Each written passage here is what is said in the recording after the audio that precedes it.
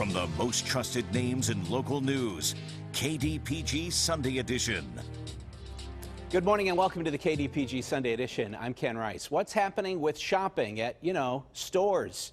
Is the internet really killing it? Is that why Sears went belly up and Century 3 Mall is going to be demolished? What's the future of our other malls? That's coming up in our second segment this morning. But first, protecting the health and well-being of more than 1.2 million people. That's the mission of the Allegheny County Health Department, and it means programs as routine as restaurant inspections and as complex as reducing violence in our communities.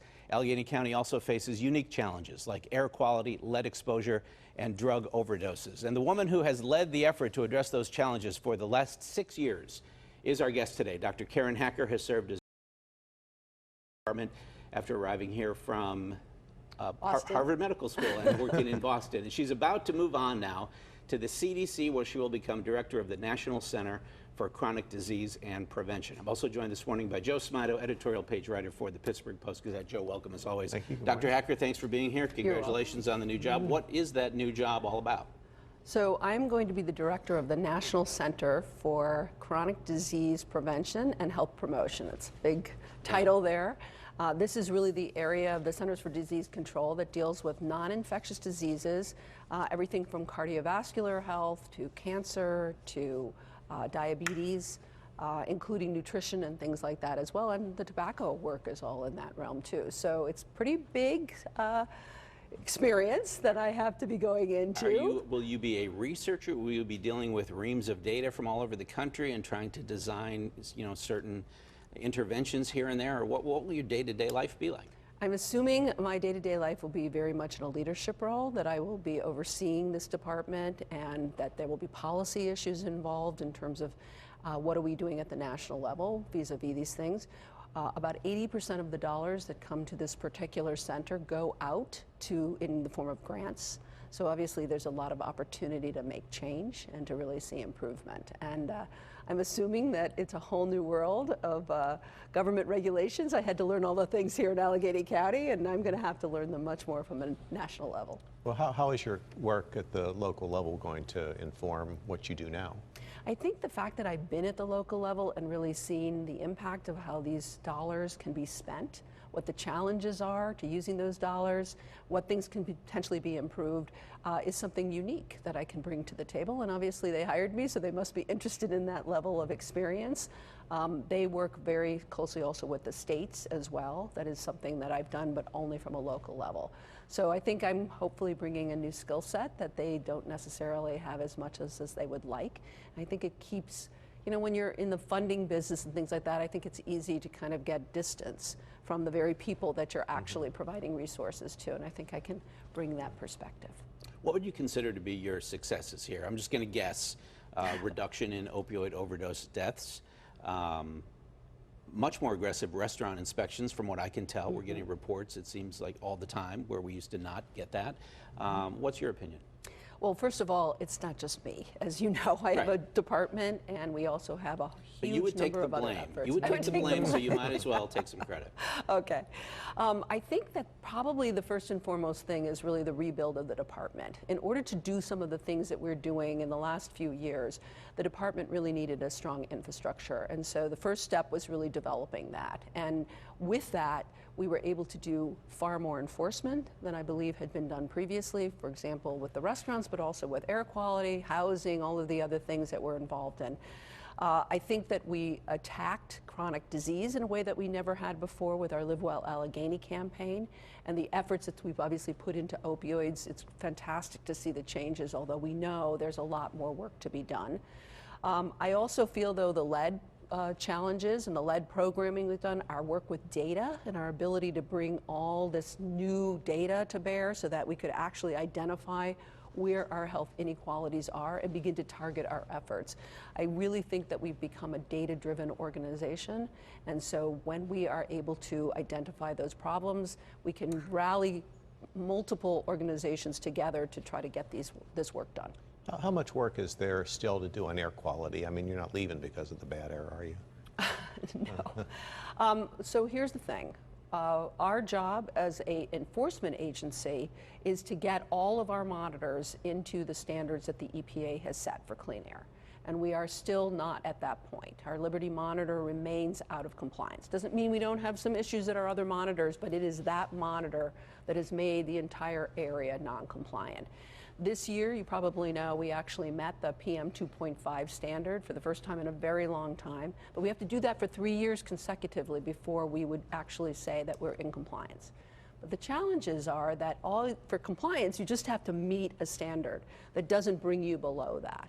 And I think part of what's going on now is the recognition that the industry we have, that the vehicular pollution that we have as well, that the downwind from Ohio pollution, these are things people really care about.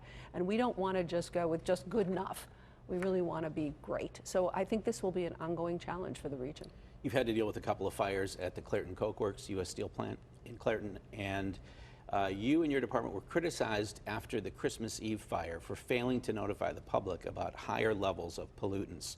Why did you wait, and was any harm done in that interim? So as you probably know, unfortunately with our geography and often these dispersion problems, it's not that uncommon to have some elevations in SO2. So first of all, we really had to be able to connect the dots, and that took a little while to do that. We saw a few elevations, exceedances in SO2, but it took us a while to connect that was actually coming from the fire. And when we were able to do that, which was about, I can't remember the exact number of days, that's when we decided, we're concerned that the types of things, the mitigation strategies that U.S. Steel was using were not having the effect that we wanted. Once we made that announcement to the public, guess what? There were no more exceedances until we had that North Brad exceedance. I believe that was a few months later. So was U.S. Steel helpful in that process? Did they obfuscate? Did you feel your inspectors had access to what they needed to see? What should your successor know about what happened last winter? Well, actually in this scenario, I will tell you that U.S. Steel was actively doing mitigation. We had considered doing an order, but we would have asked them to do basically what they did, and in fact they did more than that. You may remember they slowed their batteries down. They actually changed to natural gas, and they were flaring at the Irvin Works. And we assumed that all of those things would make a big difference. Now, what we learned after the fact, and as we completed that situation and got all of the data, what we learned is it did not mitigate it in any way to the level that we needed it. So what was coming out of that Irvin stack was far too much.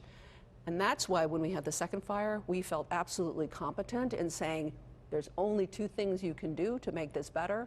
You either have to fix your equipment immediately or you have to close down your operations. And obviously they fixed it within less than 24 hours. Separate from the December fire, I mean, the department has been criticized from time to time by folks in the Mon Valley for not being aggressive enough on pollution enforcement. Is that a fair criticism? If you know what we've been doing over the last 3 years, I think you would understand that these are very complex issues, and we have been increasing our enforcement efforts substantially, starting with getting a whole new legal team, then on to doing a change in our civil penalty policy, and then beginning to levy those. And then with our 2018 order, that was the first time we'd ever done anything like that. Not only did we levy fines, but we said if you don't have an improvement over the course of 2 quarters, guess what? You're going to idle those batteries. That was unexpected, I think, to the industry, and it was also very different. I'm not sure people will really understand how significant that was. You know that we got appeals on every single thing we were doing, which has made a very long process. And basically, since that time, every enforcement action we have taken, they have appealed. Right. All right, let's talk about something that just started, a community health assessment. It's the first one in several years. Is that right? So the way it works is that as an accredited health department, we are required to do a community health assessment every 5 years. Okay. So the last one we did was soon after I got here, and we're starting that process to have it completed by 2020. I was surprised to see how few people took the survey 5 years ago, and it seems like there's a real PR effort this time to get many more people involved. We hope so. One of the things our community advisory group, which is about 100 different organizations, told us is use us, work with us. So we're taking them up on their offer and asking them to actually pass out the survey. Now, I think all of us know that, you put the information out, but then tomorrow it's off everybody's radar screen. So we're going to have to also do a due diligence in terms of reminding people. The libraries are going to help us out, which I think is fantastic, and that'll happen July 10th, and we'll re-announce it at that time. Right. We'll keep reminding people. So I took the survey. It includes a lot of questions on a lot of things. Thank you, by the way. Including, is there access to fresh food in my neighborhood? Are there opportunities for recreation? Are there good schools? Things like that. Fine, I filled that all out. What are you going to do with that data? So once we have the community assessment done, and it's not just the survey, we're going to follow it up with focus groups, and we're also using our existing data and pulling that all together. Then we're going to work with our advisory coalition to address our priorities. So this will then influence the next plan for a healthier Allegheny, phase 2. I think most of the topics that we identified the first time around will likely still be there, but there may be some things that surprise us. And I think this gives you that opportunity to really reassess where are we, what have we accomplished to date, and what are the goals that we want to set for ourselves over the next 5 years. When you talk about where are we, let's talk about opioids. There's been some good news on that front this week. Are you cautiously optimistic that we've turned the corner, or where are we? That would be a good way of putting it.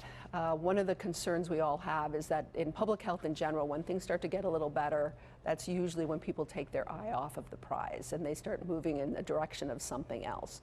And I think it's really important to remember that our numbers are still higher than they were certainly when I arrived. Fentanyl had this enormous impact on our population, and whether or not we're seeing some kind of an adjustment to fentanyl, I do hope that all of the activities that we've been involved in, pushing out naloxone, decreasing the amount of prescriptions that are being written, expanding the amount of treatment that's available, and generally getting the word out to people is having an impact. So I think we're going to have to watch and wait and see. It looks a little bit like the data is suggesting that we had this huge downward trend, then things kind of leveled off. And what I always think about is when you see that, you can say, well, whatever intervention happened, that had an effect. Now we got to think about different interventions because it may not have a continued downward trend. All right, we are out of time. Thank you for your repeated appearances on this program. Wish you all the best of luck at the CDC. I really appreciate it. Dr. Thank Karen you. Hacker. All right, the local impact of shoppers taking so much of their business online, how local malls can survive and thrive when the KDPG Sunday Edition continues.